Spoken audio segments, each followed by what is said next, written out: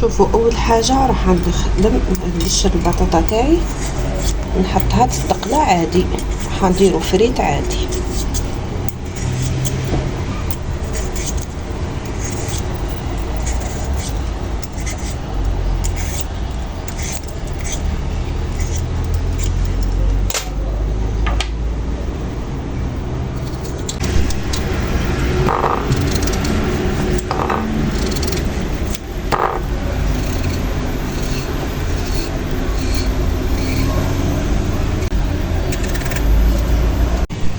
نحط الفريت تاعي طيب،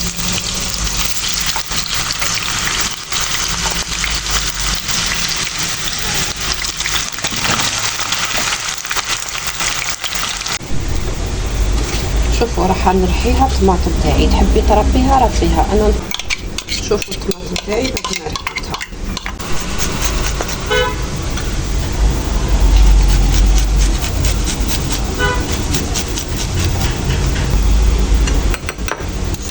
شوفوا البطاطا تاعي راهي باردة، راح نبدا نحطها.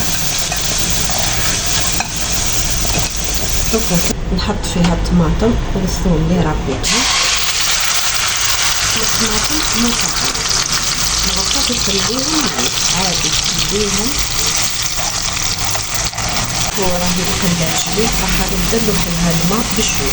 شوفوا انا راح نستعمل كاس ماء، مستعملوهوش لا مرة كنا شفتي نحط هنايا. شوفي عندي الملح طبعا لازم، عندي لهمة فلفل او كمون، فلفل اكحل، عندي كزبر وعندي فلفل حمار.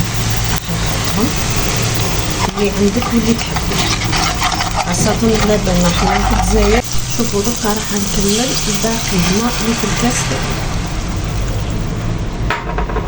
من بعد شوفوا بعد ما نجمرت مليح لازم ما تخليهاش تشيخ الكحله، لانه حابين حنا البطاطا تاعنا تكون مشمخه. راح نحط فيها البطاطا اللي خليتها، نديرو لها شويه نشا، نضغطها مليح. انا راح نكتفي حب. شوفوا بعد ما تجمرت لي نحط مباشره ونشوفوا لي كيفاه راح تخرج ما شاء الله. يعني المنظر وحده جميل، وتزيدي البنه ما نحكيلكش، وحاجه خفيفه ظريفه احسن ما تاكلي الفريت شايحه. راح تخرجي بها بلا ما شاء الله. تقدري تزيدي تربي عليها الفرماج مثلا، يعني تقدري تزيديه زياده، تقدري تحطي لها الطون، حطي واش راكي حابه. انا كل النتيجه شهيدكم في الجنه، ان شاء الله تجربوها وتستفادوا منها، ونلتقي في وصفه اخرى ان شاء الله.